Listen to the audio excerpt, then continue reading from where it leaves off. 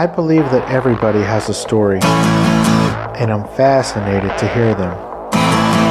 So come with me as we take a walk down Fascination Street. Welcome back, folks. This episode is with veteran actor Tommy G Kendrick. His name may not sound familiar, but I promise you, his face and his voice will be. Tommy has been the star of stage, screen, and film for more than 60 years, working with some of the most lauded actors and directors in some of the most widely known television shows and some of the biggest blockbuster movies. In this episode, we talk about how Tommy got started acting. We also talk about how the Texas Legislature dropped the ball on the film and television incentive program. You're welcome, Louisiana and Georgia. We also talk about Tommy's podcast called Actors Talk. And finally, Tommy shares some stories about working with the great Rance Howard. Enjoy, folks. This is Tommy G Kendrick. Yeah, talk to me, yeah.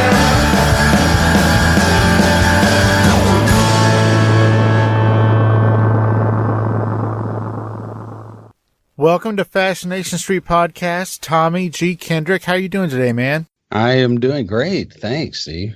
Oh, it is my pleasure. It's good to talk to you. I appreciate that. So I think that you are not too far away from me. I'm over here in Boerne, Texas, and I think you're just outside of Austin and Round Rock. Is that right? Sure. Yeah, that's right. I'm in Round Rock, and yeah, Boerne's a great area. I shot a web series a few years ago called Westish down. There's a Western town, something village, or I don't remember. It's great. It's a whole Western backlot type set. And it's that's near Boerne. Are you familiar with that? I'm not. That sounds amazing. It's like, yeah, you should go see it. It's absolutely fantastic. Oh man, I'm gonna have to go check that out. It was a web series called Westish, and it was a comedy Western. Oh, sweet. A friend of mine named Grayson Berry wrote and produced that. You know, it came out pretty well. I think we did 5 episodes or something. And, we shot over a period of a few days, and then they carved that up into a number of webisodes, as they're known. How long ago was that? 1847. No, it was maybe 5 years ago or something. I got to play the alcoholic preacher in town. So, wow, what an awesome role! It was kind of fun. I had a little bit of trepidation about deciding whether or not I should do an alcoholic preacher, but it was all in good fun, and it was a fun role to do. So. It sounds juicy. Yeah, it was. It was good. It was good. And he really went on. He picked a great location, and man, they had a stagecoach and horses and the whole 9 yards, which was pretty ambitious for a web series. Usually web series are, at least back then, they weren't even as popular as they have become. You would pick something that was like an ultra low budget film where you'd have maybe one location and very few people. This had horses and other animals and stagecoaches, and also, you don't do a Western generally if you're trying to do something ultra low budget because it's just expensive. We pulled it off. Anyway. It sounds like great production value. Yeah, it was. You should check that place out. It's really neat. So it sounds like the kind of place that when you run across it on accident, then you have to write something just so you can shoot there. That may be. Yeah, there are a few of those places scattered around. We shot the first few episodes there, and then we shot at another similar type setup, an old Western town someone had built. And gosh, that one was closer to Houston, but I don't remember exactly where it was, but it was pretty cool too. I remember back when I was in high school, my uncle was doing like a part-time carpenter gig for some rich guy out in Marion, Texas. And I would help him during the summer. And what the guy was wanting was, he wanted a replica of Judge Roy Bean's hanging saloon in his backyard. Oh, wow. So that's interesting. Yeah, I remember doing that. This is probably, I guess, 27 years ago. And I don't know if it ever got finished because I only helped, over one summer. But man, I sure would like to go see that if it did happen. Yeah, I wonder if he had any of his neighbors in mind for testing out the noose. Well, it is small town Texas, so maybe. Yeah. You never know. You never know. That's right. All right, Tommy. So you are an actor and you have been for decades. So what I want to do is I want to kind of walk through where you grew up and what got you into acting. Does that sound fair? Sure. All right. So, Tommy, where are you from? Well, I grew up in Beaumont. Do you know where Beaumont is? As I used to say, it's not the end of the world, but you can see it from there. Heck yeah. But Port Arthur and over in that area? Yeah. All The right. Golden Triangle. Absolutely. That's not Yeah, I what we still have a call lot it. of good friends in Beaumont, so I don't want to joke too much. But yeah, I grew up in Beaumont, and I actually moved there from Nacogdoches when I was in the first grade. And so went all through school and even went through university at Lamar University in Beaumont. Oh, wow. So you are a Texas boy through and through. Oh, absolutely. Very cool. I was born in San Antonio and on Lackland Air Force Base, and I lived in San Antonio until I was 39, and then I moved to Louisville, Kentucky for about a year and a half and decided we didn't really like that, so we moved to Boerne. So except for a year and a half, I've been in Texas my entire life also. Well, I lived 15 years in Los Angeles. My wife and Jane and I did, but otherwise, yeah, I'm even then you can't take the Texas out of you. But yeah, I'm a native Texan and proud of it. Yeah, That's what I'm talking about. So you went to college in Beaumont. Yep. And what was your major? What were you studying? Well, at the time, Lamar. I'm old, so this will be funny. But at the time, Lamar did not have a theater department separate and apart from other departments. They had a speech and drama department. So I majored in speech and drama, minored in English. But there were good things and bad things. There always are about almost anything. But the good thing was that going to a small university, college first, and then changed to a university while I was there, was that I worked in almost every play that was done the 4 years I was there. Whereas if I had been, gone to University of Texas or, somebody else, someplace else, a bigger school, someplace probably with a renowned acting program, I would have been lucky to ever get on stage or in front of a camera. There was no film program there at Lamar, but it was speech and drama. So I got a lot of experience, got on stage a lot, and that was good because I was just coming out of high school and had obviously no experience and didn't know what the heck I was doing. So, well, it sounds like they didn't have a separate acting class or whatever because, the motion pictures had not been invented yet. You're old. Well, we had no film oriented class. We did have acting classes, theater oriented, even though it was called speech and drama, but we also took speech classes and drama classes, but the drama classes were either things like theater history and some acting classes as well. So it was an opportunity to learn the basics. That was kind of about it. No disrespect to the program, but it didn't get, into anything too advanced or to anything certainly like I was to learn later on when I left there and went on to Dallas Theater Center and some other places. Obviously, if you were studying speech and drama, it sounds like you knew fairly early on what you wanted to be. When did you know that that's what you wanted to do, was get into the acting biz? Well, it's actually, I kind of, even from being in my childhood, I had a lot of fantasies about television and playing characters and that kind of thing. But at the same time, I was incredibly shy. So it was a kind of an interesting dichotomy, right? And I didn't get involved in any kind of rudimentary theater until I was a senior in high school. And I wanted to before that, but I was, my shyness, it was too hard to overcome. And going into the senior year, I had an opportunity to pick an elective, and I started to take something else besides drama in high school just because I was so timid. But I kind of had to talk to myself and said, this is your last chance, dude. You better, if you don't do it now, there's no next year, And so I did that. And you know what? It was just, we had a great teacher, Bill Morton, at French High School in Beaumont. And just he just nurtured me and showed me that I was where I was supposed to be, doing. So when I graduated and went to Lamar, I majored in speech and drama, and it was a growing experience from then on. But I really had found, I didn't know it at the time, but I had found what I call my calling. I wasn't sure what I would do with that once I got out of school. I did student teaching, thinking, well, maybe I'll be a drama teacher, and I hated it. So, had an opportunity to go off to the Dallas Theater Center. But by the time I was a senior in college, I really understood that I really felt like this was my calling, to be an actor. And so that's what I've pursued ever since. I've interviewed a lot of people that do a lot of different things in a lot of different industries, and no other industry of the people that I've interviewed talked about any high school teacher or college teacher, any teacher at all for that matter.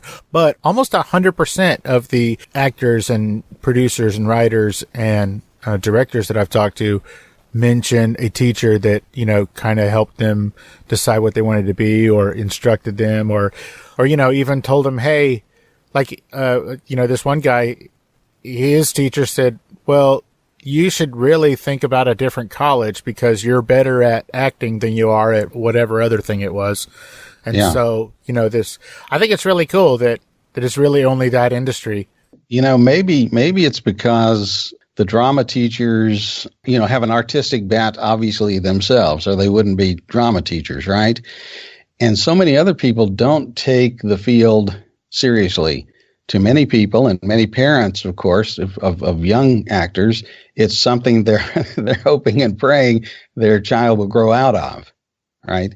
It's a phase. It's a fascination, but only a phase, and something not to be pursued because it's too difficult and you can't make any money and it's no life to have, right? That's the general perception. But drama teachers, have a way of seeing in others what they've also found in themselves, I think, and encouraging that, at least the good ones. And that's, that's God's work. You're not wrong. I think that's really cool. Like I say, I think it is because drama teachers can give a young person who doesn't know exactly what they want to do, but may have some talent, can give them some sense that what they're pursuing is noble and good and worthwhile, whereas, anybody, if you have a bright physics student or mathematician, well, that's, obviously everyone kind of values that in a de facto way because it's that kind of intelligence is impressive and useful, whereas a lot of people wouldn't see the arts as being all that useful. That's true. One of the questions I like to ask people is, when you decided that this was what you were going to do, what did your parents say? Actually, my parents were incredibly supportive. I had no mentors. There was no one in our family who ever had any kind of a showbiz bent, to them or anything. But it was a very blue collar family. My dad was an auto mechanic. My mom was either a housewife or worked at a what we used to call a dry goods store. But they were incredibly supportive. Their idea was whatever I wanted to do, and this was, one of the lessons my mom taught me was, whatever you do, just do your best. Go for it. Do your best always, and don't settle for second best. So that's kind of the way I've tried to do things, not always successfully, but they were very supportive. Well, looking at your resume, it looks like you've taken that to heart because if you're not good or if you don't try, you don't have a resume as long as yours. So well done. Well, thank you. So talk about once you left Lamar University in Beaumont, right. What was next? Did you immediately go to either New York or LA, or did you come back home? What was the next step? No, I did not. I did not immediately go to New York or LA. I was still, even after getting out of Lamar, I didn't know anything. And I kind of understood that I didn't know anything. And I intuitively knew, I think, that if I went to New York or Los Angeles, I wouldn't have a clue what to do, and I would probably get swallowed up in the mix like so many people do in this business. And I was applying to graduate schools for acting schools, to get an MFA in acting. And, that wasn't working out that great. And a friend of mine who had graduated ahead of me a year had gone to the Dallas Theater Center, which was founded by the late Paul Baker, and was a great theater and has been for years and still is. And I didn't even really know it, but the head of our theater department had studied under Mr. Baker, Paul Baker, when he was at Baylor many, many years before he started the Dallas Theater Center. So there was a connection there. And I happened to see my friend during the summer who had come back from being at DTC and said, man, you got to come up to Dallas and get Dr. James, who is our head of our theater department, to put in a word and get in, because it's just an incredible place. And so I pursued that and was able to get in at Dallas Theater Center. So I ended up spending 3 years there as an acting apprentice. It was a very interesting. They don't have it anymore, but when I went to Dallas Theater Center, DTC, or Dallas Theater Center, had a relationship with Trinity University in San Antonio. And Mr. Baker ran the theater department at Trinity University, and he was also the managing director and the founding director at Dallas Theater Center. So they had a relationship with this university, and you could go to Dallas Theater Center if you wanted to be an actor or whatever, lighting designer, director, producer, it was all open. But they specifically had an MFA program that you could do all that work and end up with a Master of Fine Arts through Trinity University. And so that's what I did. It was kind of an old style system where you went in as an apprentice, a European type system where you went in as an apprentice and you learned, and then the goal was to eventually to become, if you wanted to, a part of the permanent company there. That system, has, sadly, in a way, I think no longer exists there. DTC has a different kind of organizational structure now, and Mr. Baker is long since died. But that's the way it was when I was there, and it was fantastic.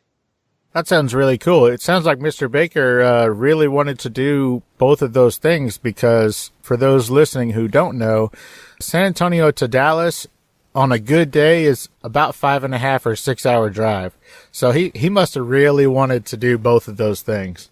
Oh yeah, he spent time in each place, but he would fly back and forth between San Antonio and Dallas. He had people in his company who had been with him back then. And this was 1976, maybe, when I went to DTC, and he had people in the company there that had been with him for over 20 years already. Actors and people he had taught at Baylor, and they had come with him, and they were in positions of in the structure of the organization as people who really handled a lot of the theater activity with him. Mary Sue Jones was his right-hand person. Her husband, Preston Jones, went on to write some, at the time, very famous plays called the Bradleyville Trilogy, which then became known as the Texas Trilogy. And I was fortunate enough to get to act in all three of those original productions of those plays when I was at DTC. So it was quite an experience, yeah. How cool is that? Yeah, it was pretty amazing, actually. So, Tommy, you're doing a 3-year apprenticeship at the DTC. Right. And you're more or less fresh out of college. So, definitely. Was that a paid apprenticeship? Well, in a way it was, because, I didn't have to pay anything for my enrollment in the master's program at Trinity. That was all covered. I wasn't getting a stipend, but I was getting a free education. I mean, I think maybe now looking back, now that you ask it, it's been so long, maybe we did get a pittance of something, but primarily the main payment, as it were, was the fact that we got the enrollment in the master's program through Trinity University, and those programs are, especially a university like Trinity, which is a private university, that's not inexpensive. So that is correct. So what were you doing back then to pay your bills? What was your side job? Well, I didn't have one. I was lucky enough to be married. My wife and I, Jane, got married right after, I graduated a year before she did. And right as soon as she graduated, we got married. We had been dating since high school. and are still married. She became a school teacher, and I became an actor. And I was at DTC working on my master's degree and doing plays and learning and immersing myself in the life of the theater. And she was actually the one bringing home the bacon. So God bless her. Very cool. And you guys are still married? Oh, absolutely. Yeah. Mazel tov. That's amazing. 46 years this year. So well done. Yeah, I got lucky. It sounds like. Very blessed. Yeah. So then what's the next step? Tell me the steps of your first paid acting gig. Okay. It actually happened when I was at Dallas Theater Center. When I got to Dallas, actually film and television wasn't even on my radar. Like I say, I had no mentors. I didn't know anything about the business. I knew I wanted to be an actor, and I knew the thing that I knew about was being in plays, and learning that. Although there was so much I didn't know, even about theater acting, stage acting. But I got a great education there at DTC. I mean, there's some fantastic teachers and all sorts of the things you need to know in terms of voice and diction and movement and creating characters and different styles of acting and all that. But I quickly sort of found out there was this agent in town, one of the first agents in Texas, actually. She's passed away. Her name was Peggy Taylor. And she had an agency in Dallas. And I just from listening to people talk, I found out that all the actors there, especially the ones that had been there a while, were signed with Peggy Taylor. And they would go out primarily on commercial auditions or voiceover, that kind of thing. So I thought, okay, well, I'll go see if I can sign up with Peggy Taylor and see what I can do, And of course, at that time, no offense to Peggy Taylor, but if you could breathe, Peggy Taylor would sign you. She still had a pulse. You were in, And so I went over and signed up with her and found out that I needed to get headshots done and all that, and started working on that. And, even while I was on working on plays and things, I got an audition for something that she called me. And so my very first job, actually, and I had to actually ask Mr. Baker, which was terrifying, for a week off, because it was a job for Kentucky Fried Chicken it was basically training films, but I'm so old, it wasn't a training film, it was a training film strip.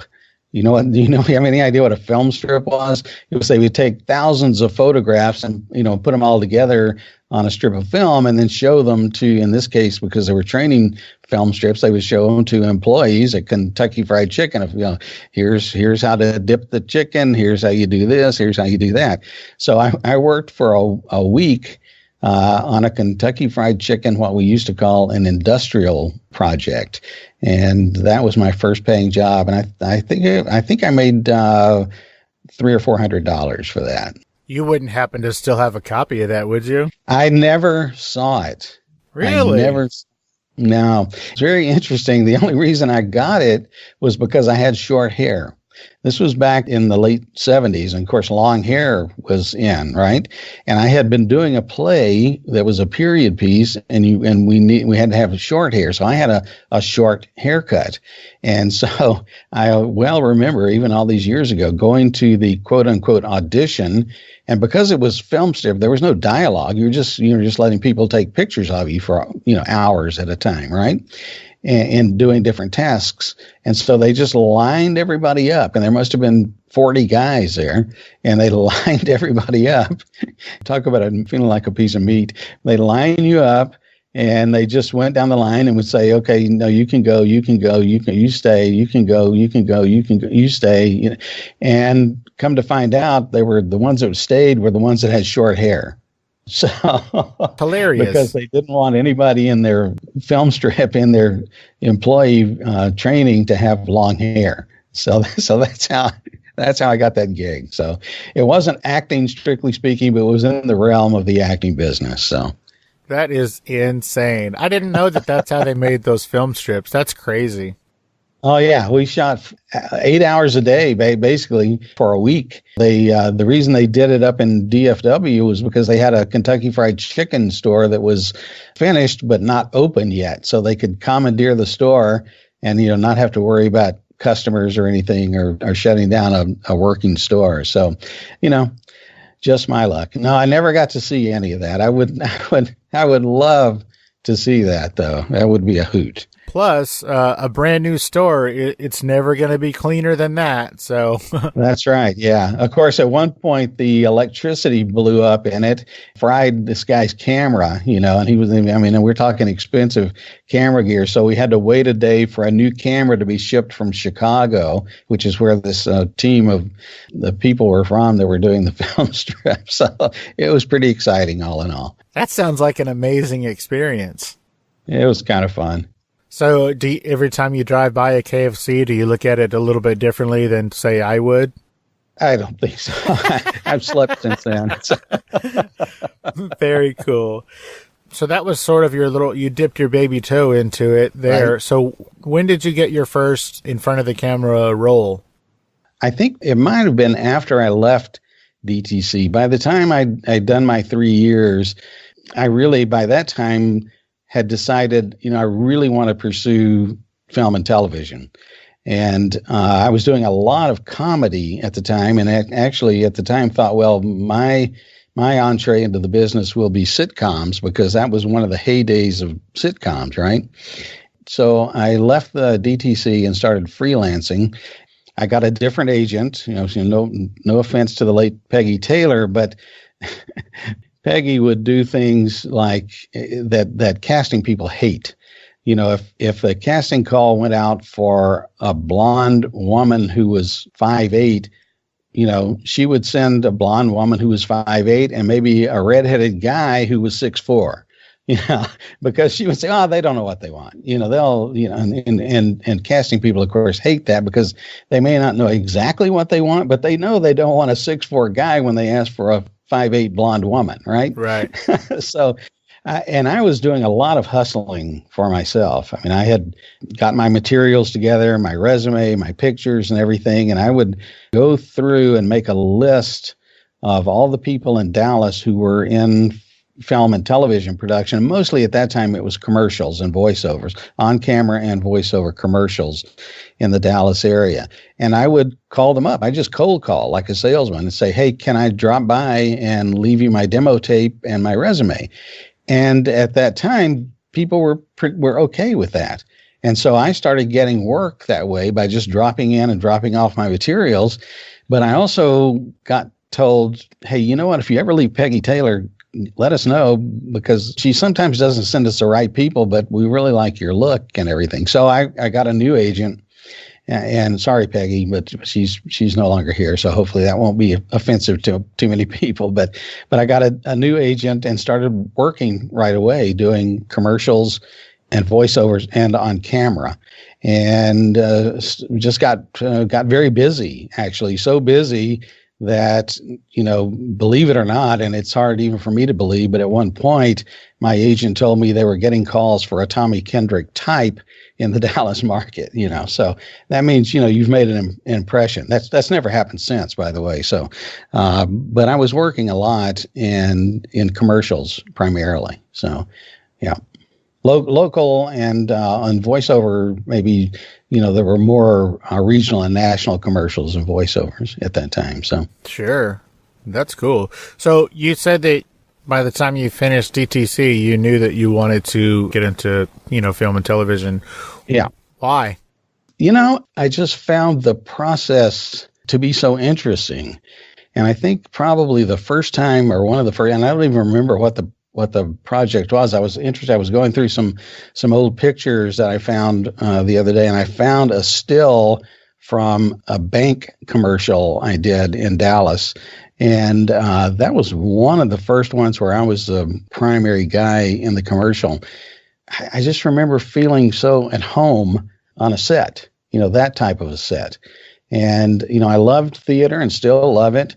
I haven't done much in years, but it's a really different process. It's all, it's acting, and acting is acting, but it's a different process. But there's just no place that has ever felt so much like home to me, but a film set or a commercial set or a TV set. Being on a set, it's just, there's something that's always engaging to me, and I always feel like I'm at home there. So I think I just pursued that for that reason.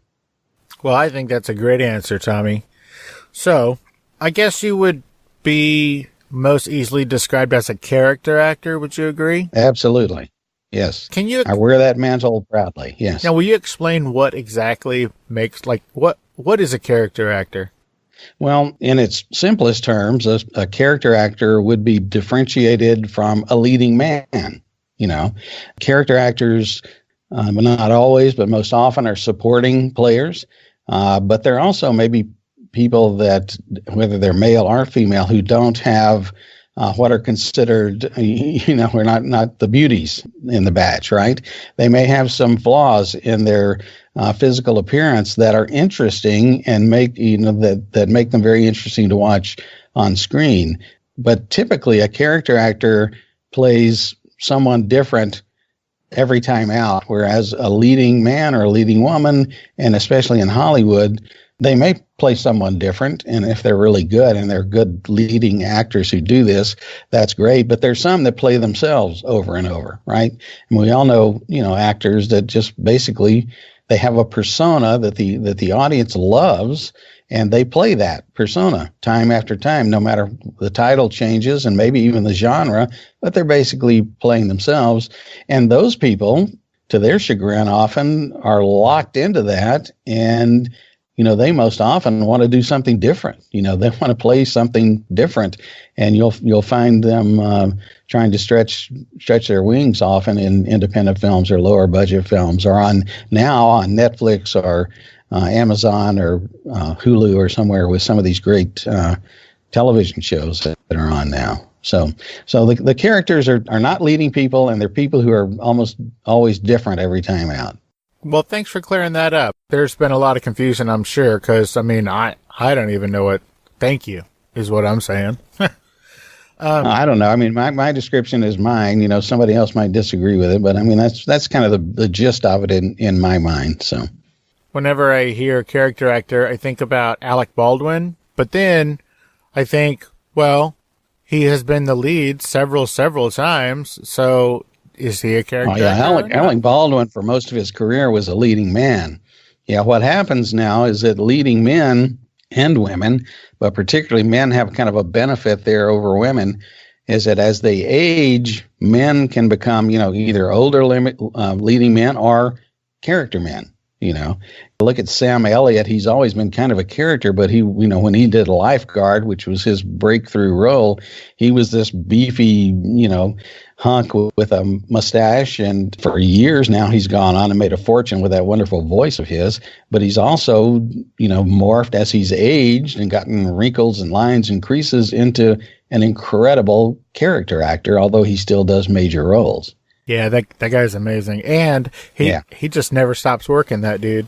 As long as he has those pipes, he's not ever going to stop working. Yeah. Yeah, as long as he can say beef, it's what's for dinner. Yeah, he's one of my favorites. He's such a good actor as well. So let's talk about some of the work that you've done. I believe that weren't you on Walker, Texas Ranger?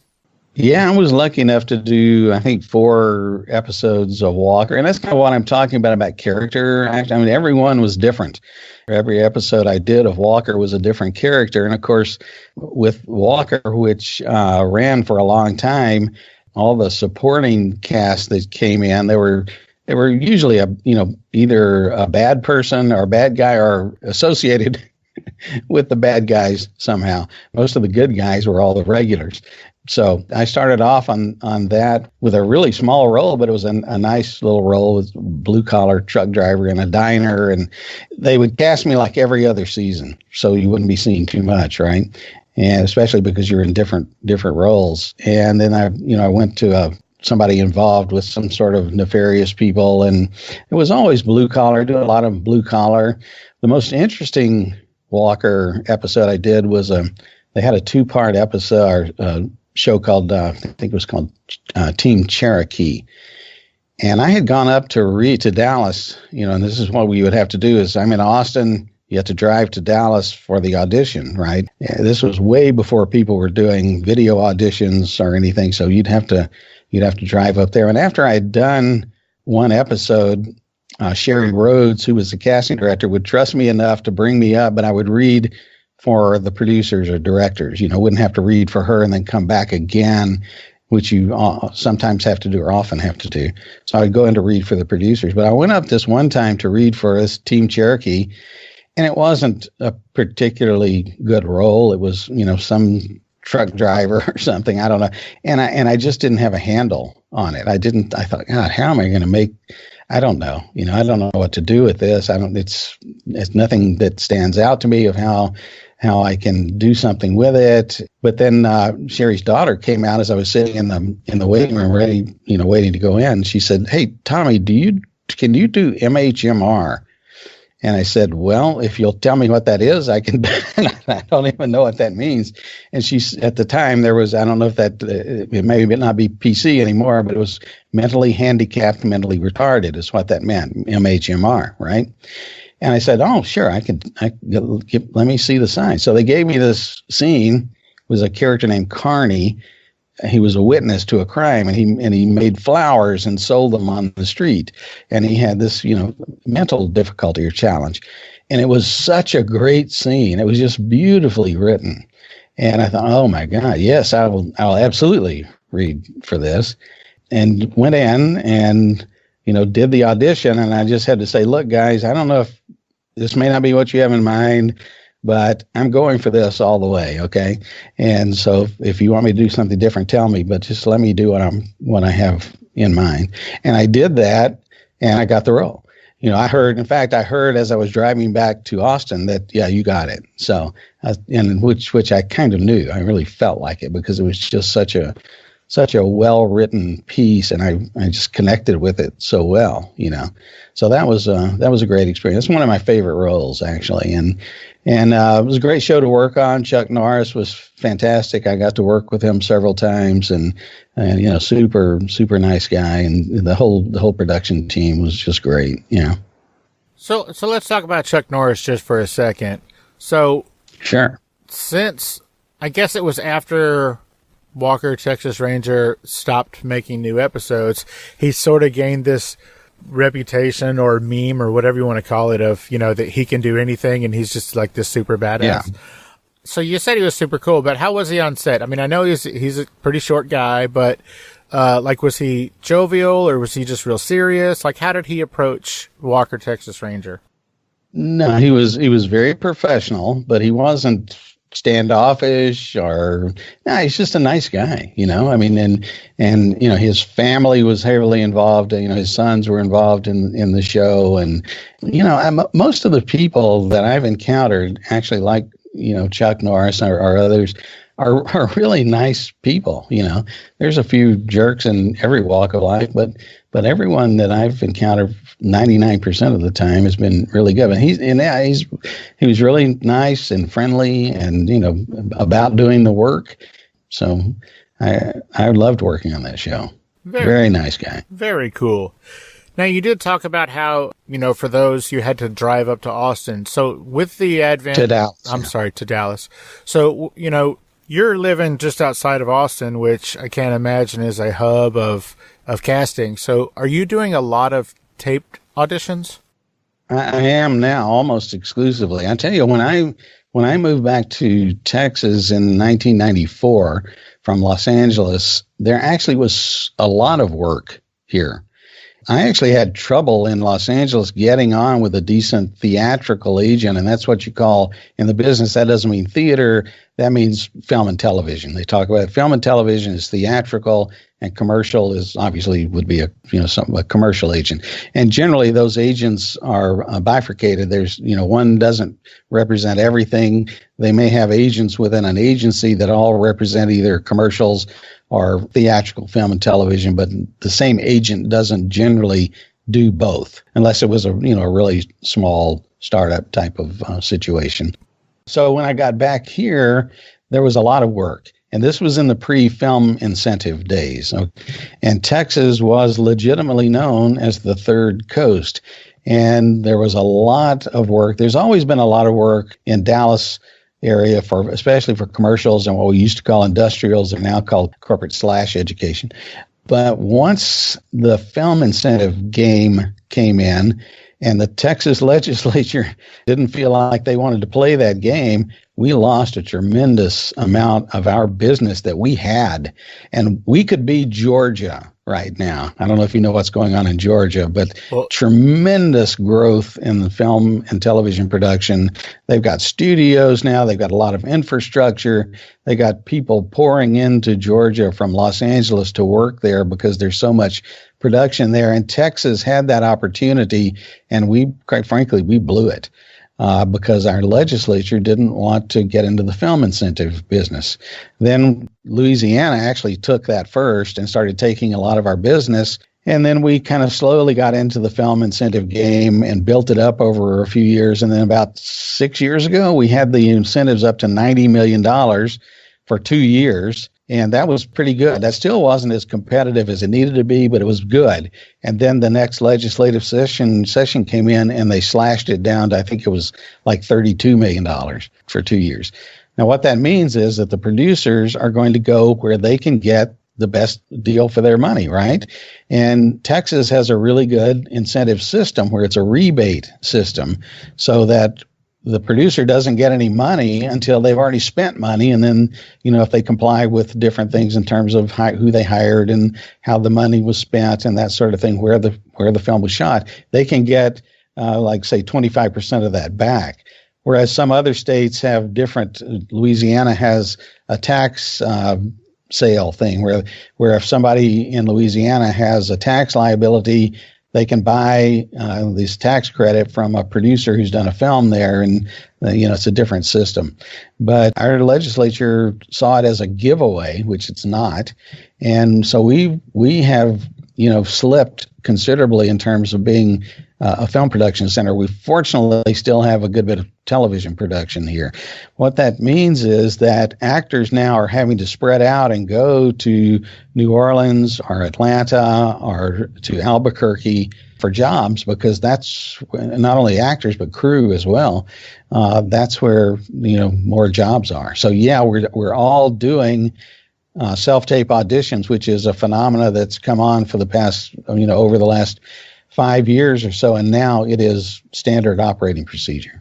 So when you do put yourself on tape, do you do it at your house or do you go to a local studio, or how do you do it? I've done both. A friend of mine had a really good professional camera, and I would go to her, but it was quite a distance away. And a lot of times it's just not time efficient to do that. So now I mostly do them at my house. I'll have someone read with me. If, in a pinch, I have my wife read with me, and, I have a good Canon DSLR and, shoots high definition. And I have an area in this office that I'm sitting in now that's a blank wall, which is what you need to shoot an audition. I'll record them myself, generally speaking. Then we upload them to a file transfer service because the audition files are huge. And then my agent sends them on to casting. So is that effective? Like, have you gotten, let's just say, have you gotten tons of gigs that way? I have not gotten tons of gigs. I did book a Fear the Walking Dead off of a self-tape audition this year, and something else, a short film, so I've gotten a few things, but a lot of things I haven't. I mean, I must have read 20 times for a casting director in New Mexico, and thank God she keeps asking for me back, but I haven't booked one of those. I mean, I've read for Longmire and Breaking Bad and, all sorts of things.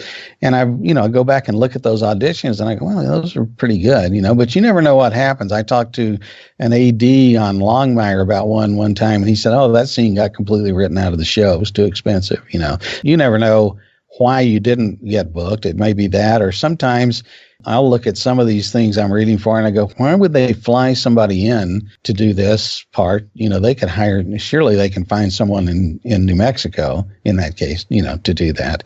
And sometimes they can, and, they don't want to fly you out or pay your per diem or your housing. It's less expensive to hire on location. That's one of the challenges to being in a regional market. Well, that's a great explanation. So I'm in San Antonio, and one of the things that we're most famous for is the Alamo. And you were in the film called The Alamo. Ron Howard was going to direct it, but John Lee Hancock, probably more famous for directing Blind Side and, some other things. He's a really fantastic writer and director. And the fact that Ron Howard didn't direct it is, I think, it was in part responsible for the sort of dismal showing at the box office. Ron Howard wanted to make, and I don't know this from personal discussions, this is just what was in the trades. Ron wanted to make The Alamo as an R-rated movie, okay, with, appropriately blood and gore and violence, right? And Disney did not want to make an R-rated movie, because an R-rated movie, they were afraid kids couldn't go see it and it would impact the audience. So Ron eventually, although he had developed the project, he and his company with Disney, he stepped away, and John Lee Hancock came on and did the movie. So he's a great director, and it was fantastic experience to get to work on that. I was on that for 4 weeks, I think, and that was a great gig, and it was a lot of fun and a lot of work, and it was quite an experience to be on a production of that scale. Now, for those who don't know, the Alamo movie was not shot in San Antonio because I guess you can't shoot a movie about the 1800s Alamo when there's skyscrapers and cars. And no, it'd be kind of tough. But they spent a year working on the sets out in the Austin area on an area called Reimer's Ranch.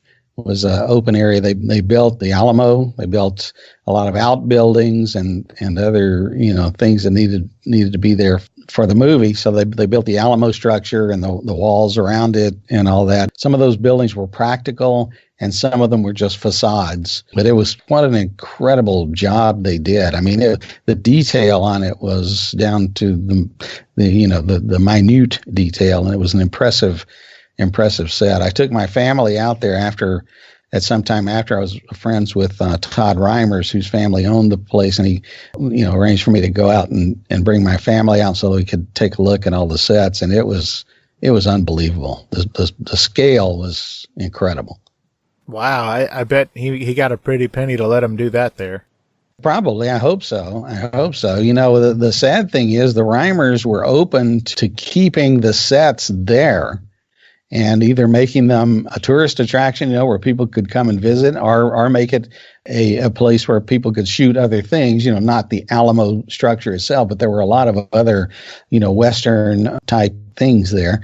And unfortunately, they were being taxed so heavily on those quote unquote improvements that they couldn't do it. And I think they had to take some of those structures down just because of tax liability. So that is unfortunate. Yeah, I mean, that's just another example of the short-sightedness of I think of the government. If they had thought, how many hundreds of thousands of people might have liked to have come out there and make that a destination, for a tourist stop, and just didn't happen. Well, man, that bums me out. I was excited, because I can't imagine that's too far from me. So, boo. Yeah, exactly. So on that movie and a few other times, you got to work with the great Rance Howard. Indeed. Rance was such a hateful guy. I'm kidding. Rance was one of the nicest guys you're ever going to meet. And I had the opportunity to work with him a couple of times, and actually met him at the very beginning of my career back in Dallas. And he was always nice to me and kind to me. And I met his wife then, who by the time we did the Alamo, she had passed away, Jean. Also, just sweet, sweet people. Well, I did have the opportunity to meet him and interview him. Like you said, he was one of the nicest people you're ever going to meet. He didn't really know me from Adam, but he invited me into his home, and we sat down at his breakfast table, and we just talked for hours. I mean, he was just the nicest guy. Yeah, that's the way they were. I met them. Ron was still on Happy Days at the time, and it was during the off season, and he was doing a TV movie called Cotton Candy. Yeah, him and his brother wrote that. Yeah, and Rance. Anyway, so they came to Dallas to shoot this movie, and Rance and Gene were handling the location casting, and they were using my agent's office as a place to do casting. So I went in and read for a role, but in those years, I was playing a good bit younger than my chronological age. Even when I went to California, I was 28, 29 when I went to California, and I was still going in for 19, 20-year-olds, that kind of thing. So I played younger, but, there was only one role they had available, and I wasn't, I really wasn't quite right for it. But, they were very complimentary about my audition and blah, blah, blah, and all that. And so my agent one day said, wow, Rance and Gene are trying to find somebody as a stand-in for this other character on the show. And she wasn't asking me if I wanted to do it. And I just heard her talking. I said, hey, I'll do that. And, normally, the deal is, if you're an actor, you don't want to be an extra or a stand-in. But I was at the very beginning of my career. I didn't have any reputation to lose because I didn't have a reputation. But I said, yeah, can you see if they would let me do that? And she got in touch with Rance and Gene and said, yeah, Tommy Kendrick would do it. And they said, really? Would he do that? Because he's a really good actor, but will he do that? And I said, yeah, I'd love to do it. I'll be on set for 21 days. I'll be able to learn and all that. And so I did that, and it turned out to be terrific. I did learn a lot. I got to watch Ron direct and see how he set up shots and see how he organized things. And this was, early in his directing career too. So it was kind of cool. And I got to be more friends with Rance and Gene. So we did that. And then a year or so later, my wife and I decided to move to Los Angeles. And I got in touch with Rance and Gene, and they said, oh, you're going to need a place to live, and we have a rental over here in Burbank. Why don't you come look at it, and see if, you'd like to live there, because our tenant just moved down.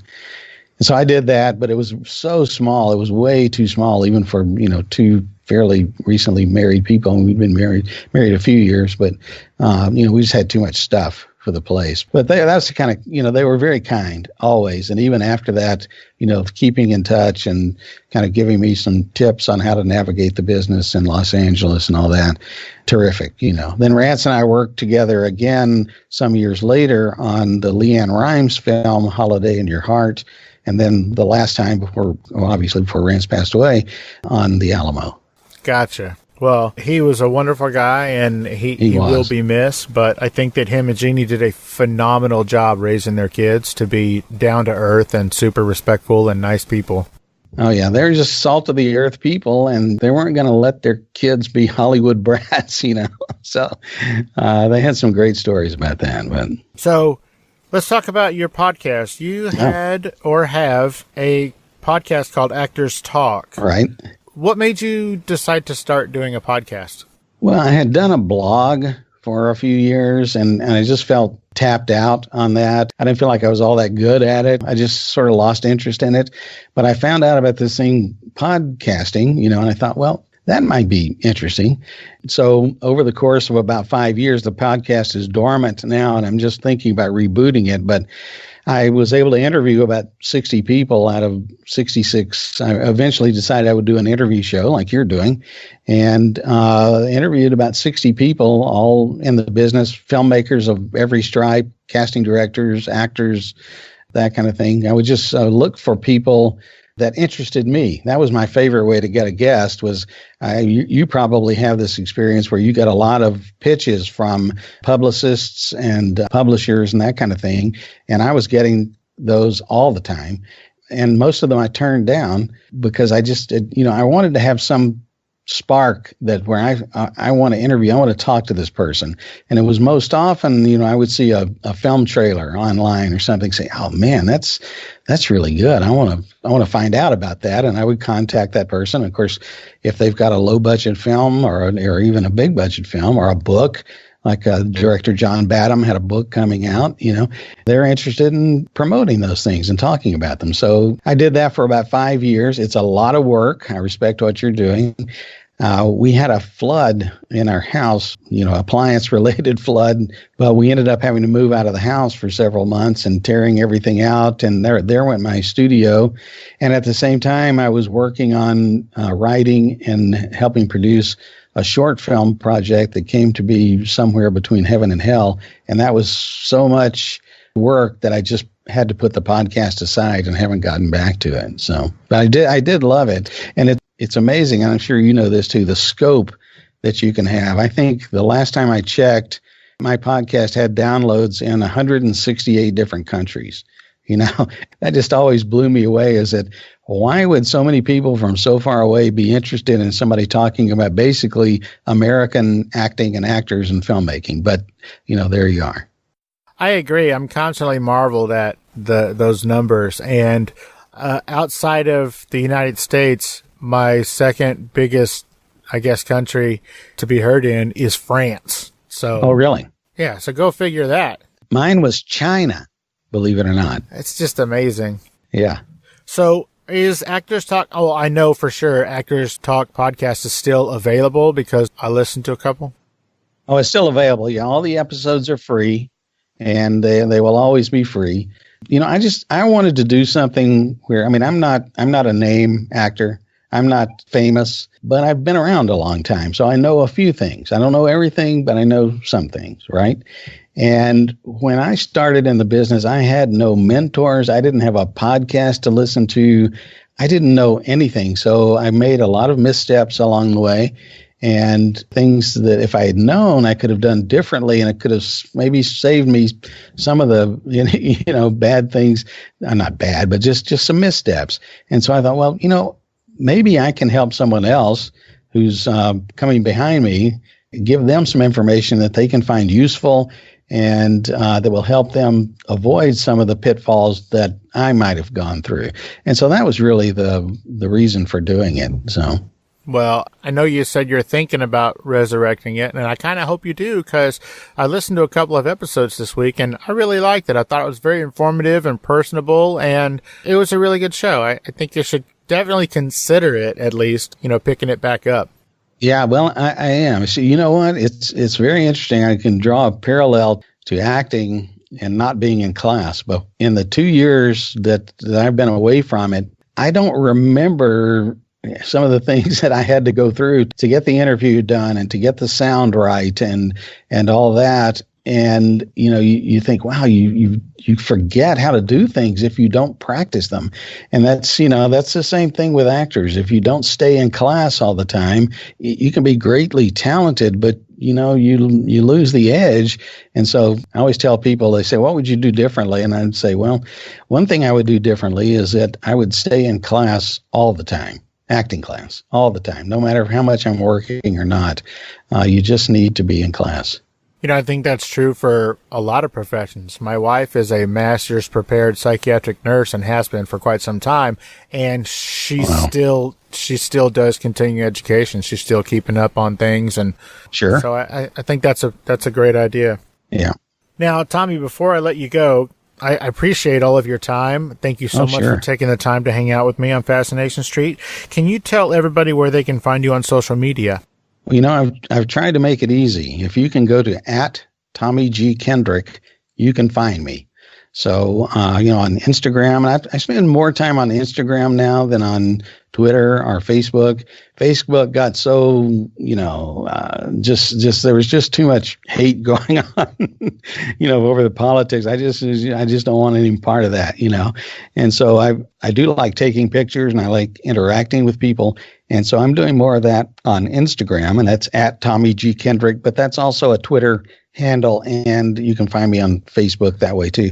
And I have a website, which is TommyGKendrick.com, and there's lots of, if you went to that TommyGKendrick.com/clips, you could find demos and a lot of other clips that may not be in the demos of film and television work that I've done through the years, including a commercial that I found on YouTube from, back in the early 80s, I guess, I shot in Los Angeles. Really?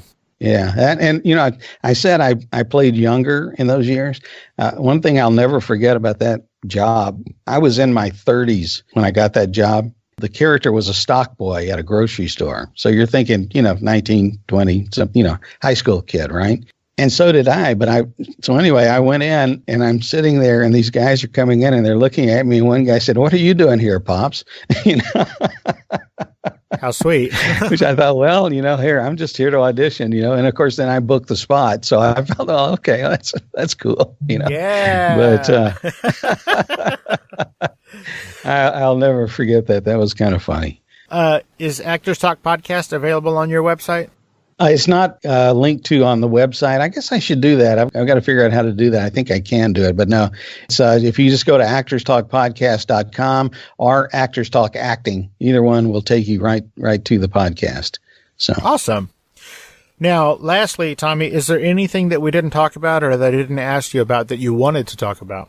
Geez, I don't know. We've kind of covered a lot of territory. I mean, I'm still working. I'm still auditioning. In fact, I had a phone meeting yesterday with someone who sent me a script that we're probably going to collaborate on with me doing, the lead role and maybe helping produce it. That's a short. I have a short that I did last year that it was a great character. It was called Matchstick Willie. It was about an alcoholic ex-rodeo clown. I really enjoyed doing that. And that's out to festivals now. Oh, one thing, if people want to see a film that I co-produced and co-wrote, I told you I took a break from the podcast to do that. It's available on Amazon Prime and on Vimeo on demand. And it's called Somewhere Between Heaven and Hell. If you have an Amazon Prime subscription, that's free. And I think if you go to Vimeo on demand, it's the princely sum of 99 cents to watch it. So we're making a killing off that. So very cool. Well, everybody scroll down to the show notes and you'll find all of Tommy's social media links and his website link. And I'll also put a link to Somewhere Between Heaven and Hell through Amazon. Thank you. I appreciate it. I'm really proud of that film. We worked really hard on that film. It's a short film, but it took us a year to get it together. I mean, that's just how films go, and I'm really proud of it. So I hope people will take a look at it. Well, I know I definitely will. That's very cool. And if anybody wants to get in touch, also, I guess, I guess I can give my email address. It's txactor@gmail.com. And I find one of the things that is, and I'll end this, but one of the things I do like to do is I like to talk to actors who are looking for some sort of a leg up or advice. And I've done that often through the years, whether it's someone from a foreign country or a different state or whatever that has a question about maybe just starting out or about agents or about the business in general. I'm happy to answer any kind of questions I can. I'm not the sole authority, but I'm happy to do that. And I like to meet with people here in Austin, which I do several times a year. People will call me and say, "Hey, can I buy you a cup of coffee and talk about the business?" Or maybe that somebody's relocated here from Los Angeles and wants to get a handle on the local market. I'm always happy and available to try and interact with people like that in that fashion. Well, that is super, super generous of you. I think that's really cool. And the next time I'm in Austin, maybe I'll reach out and see if I can buy you a cup of coffee and we can just chit chat. It doesn't have to be about the business. We can just chit chat. I hope you'll do that. I would love to do that. Absolutely. Oh, one other thing. You were talking about when you did a stand-in for that project with Rance. Cotton Candy. Yes. Yeah. And I think you mentioned that kind of people were kind of shocked that you would even consider doing that. And I just want to point out to everybody listening, there's that old saying, there's no small roles, just small people. And that really holds true because, for example, Oscar Nunez from The Office, before he got The Office, he was a stand-in for Adam Carolla on like The Man Show or something. And it didn't hurt him clearly because later on he got The Office. So yeah, there comes a time in your career where you wouldn't want to do that. There will be a time that if you're an actor, you're an actor. And if you're a stand-in, you're a stand-in, especially in larger markets like Los Angeles. I was at the very beginning of my career. Like I said, I didn't have anything to lose. I only had something to gain. And then that was it. But you're right. There are no small parts. In fact, a book, if anybody's interested in this, and you might be interested in this for a future guest, there's a actress named Laura Coyote out of New Orleans. She used to be in LA and she's in New Orleans now. And she wrote a book a few years ago called No Small Parts. parts, but it's KNOW, no small parts.